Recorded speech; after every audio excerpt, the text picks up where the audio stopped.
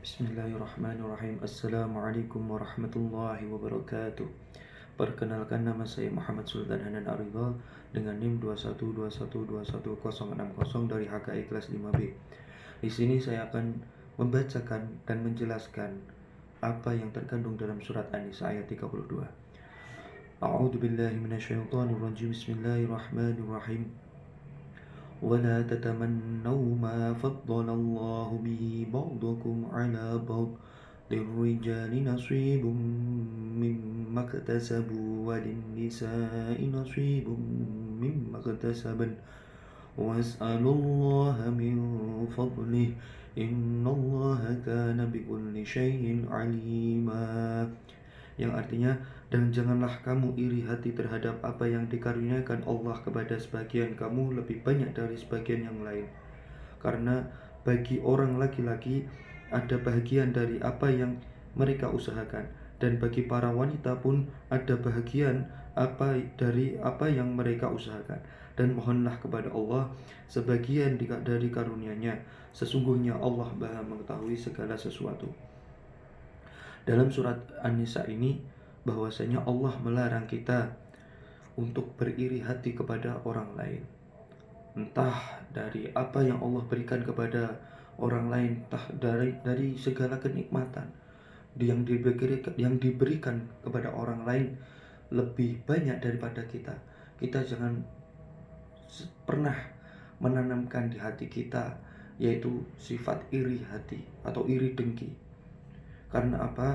Iri dengki itu adalah sifat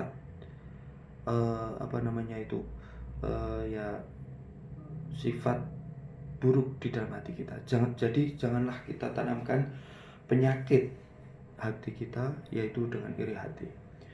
Sesungguhnya Allah akan melimpahkan segala sesuatu yang Allah berikan kepada seseorang yang pandai bersyukur.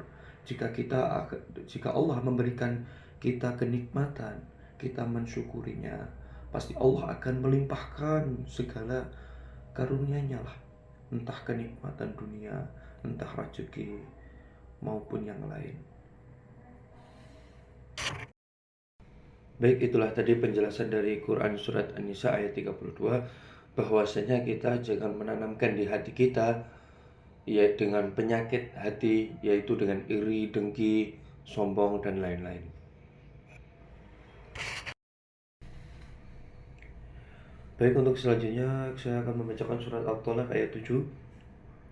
A'udzu billahi minasyaitonir rajim. Bismillahirrahmanirrahim.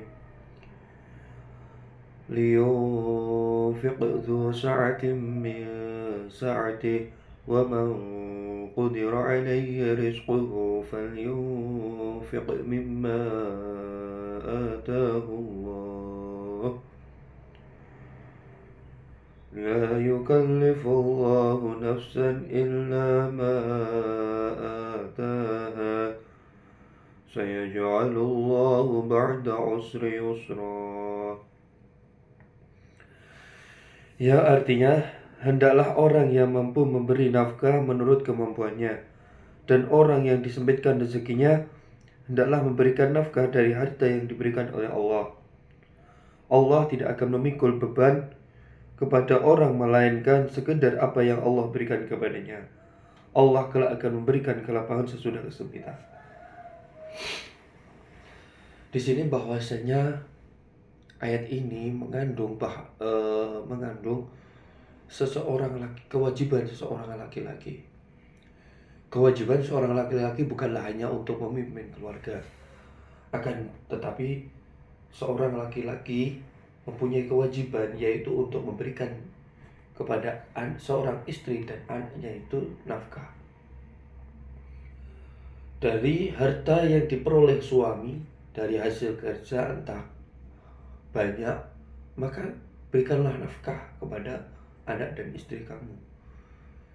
Jika masih pas-pasan lah, itu tetap berikanlah rezeki atau nafkah kepada istri dan anak kamu sesuai apa yang Allah berikan kepada kamu. Sesungguhnya seseorang itu tidak akan dibebani Sesungguhnya Allah itu tidak akan membebani seseorang melebihi batas kemampuannya. Nah, jadi dapat kita simpulkan bahwasanya surat At-Tolak ayat 7 ini membahas bagaimana seorang laki-laki, kewajiban seorang laki-laki dalam berumah tangga. Laki-laki berumah tangga tidaklah hanya cuma untuk memimpin keluarga, akan tetapi mempunyai kewajiban-kewajiban yang sangat penting untuk menghidupi, untuk menafkahi, memenuhi hak-haknya seorang istri dan anak. Itu telah tadi Quran surat At-Tolak ayat 7 dapat kita renungi. Baik, untuk selanjutnya saya akan membacakan Quran surat Al-Isra ayat 23. A'udzu billahi minasyaitonir rajim. Bismillahirrahmanirrahim. Wa qada rabbuka alla ta'budu illa iyyahu wa bil walidaini ihsana. Imma yablughanna indakal kibara ahaduhuma aw kilahuma فلا تقل لهما أف ولا تنهرهما وقل لهما قولا كريما. Yang artinya, dan Tuhanmu telah memerintahkan supaya kamu jangan menyembah selain Dia, dan hendaklah kamu berbuat baik pada ibu bapak dengan sebaik-baiknya. Jika salah seorang di antara keduanya atau keduanya sampai berumur lanjut dalam pemeliharaanmu, maka sekali lagi janganlah kamu mengatakan kepada keduanya perkataan ah. Dan janganlah kamu membentak mereka dan ucapkanlah kepada mereka perkataan yang mulia. Bahwasanya di dalam Quran surat Al-Isra ini mengandung bagaimana kita berperilaku baik. Berperilaku baik bagaimana? Dalam surat Al-Isra ini Allah memerintahkan kepada manusia bahwasanya kamu itu jangan menyembah pada selain Allah.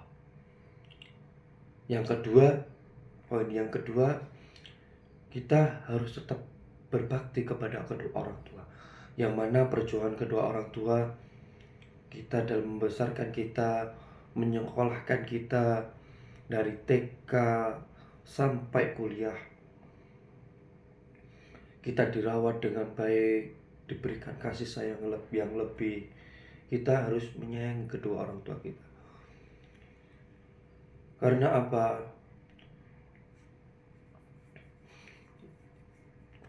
Jika orang tua kita sudah berumur lanjut, kita harus merawatnya. Janganlah pernah engkau sekali-kali mengatakan perkataan yang tidak pantas atau perkataan ah. Perkataan ah bagaimana? Orang tua kita menyuruh kita untuk memberikan sesuatu, nanti saja. Jangan sampai begitu. Karena apa? Itu sama saja melukai hati kedua orang tua kita. Orang tua kita telah mendidik kita, membimbing kita, merawat kita dari kecil sampai sekarang, sampai besar. Kita harus membalas kedua orang tua kita. Kita harus berbakti kepada kedua orang tua kita.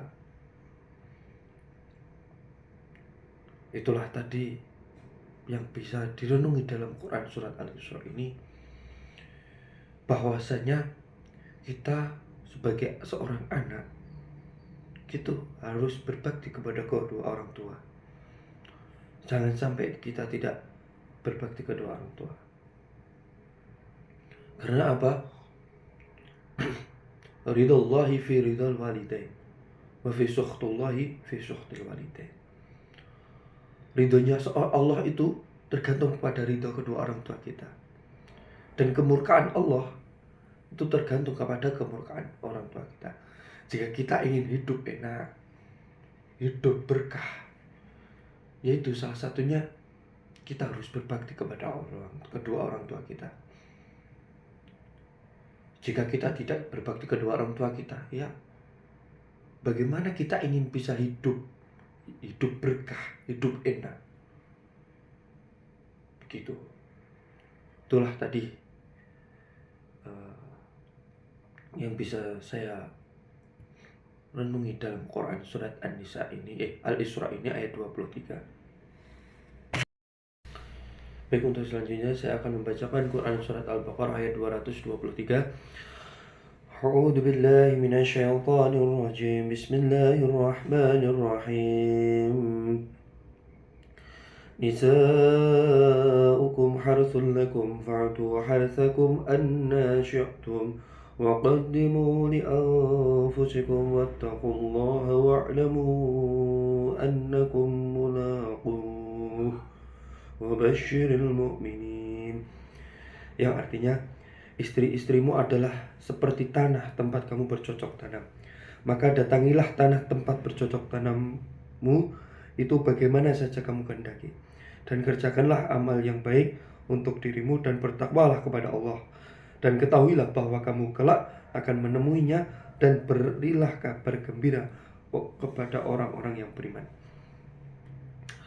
Di dalam surat Al-Baqarah ayat 223 ini dapat kita simpulkan bahwasanya di dalam Quran ini mengibaratkan seorang istri atau wanita itu sebagai tanah atau tempat berladang, yang bagaimana?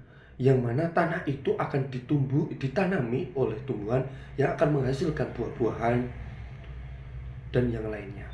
Sama seperti halnya suami menanami atau menggauli istri, itu akan menumbuhkan seorang anak, yaitu sebagian dari investasi dunia. Maka di dalam Quran surat Al-Baqarah ini itu ada adab, ya, di situ terkandung adab bagaimana kita kelak nanti melakukan hubungan suami istri, entah dari berbagai arah pun lakukanlah. Akan tetapi ada yang beberapa hal yang tidak boleh dilakukan. Itu. Dan lakukanlah amalan-amalan yang soleh atau amalan-amalan yang baik. Kelak Allah akan memberikan kepadamu kebaikan. Itulah tadi dari Quran surat Al-Baqarah ayat 223, bahwasanya ya kita ketahui di situ ada adab-adab kita dalam melakukan atau menjima istri kita. Walaupun diperbolehkan dari berbagai arah manapun, akan tetapi ada hadis-hadis yang melarang dari dubur. Nah, jangan kita lakukan bersenggama kepada istri kita melalui lewat itu. Baik, itulah tadi Quran surat Al-Baqarah ayat 223. Itulah yang bisa saya sampaikan. Jika ada kurangnya saya mohon maaf. Akhirul kalam, wassalamualaikum warahmatullahi wabarakatuh.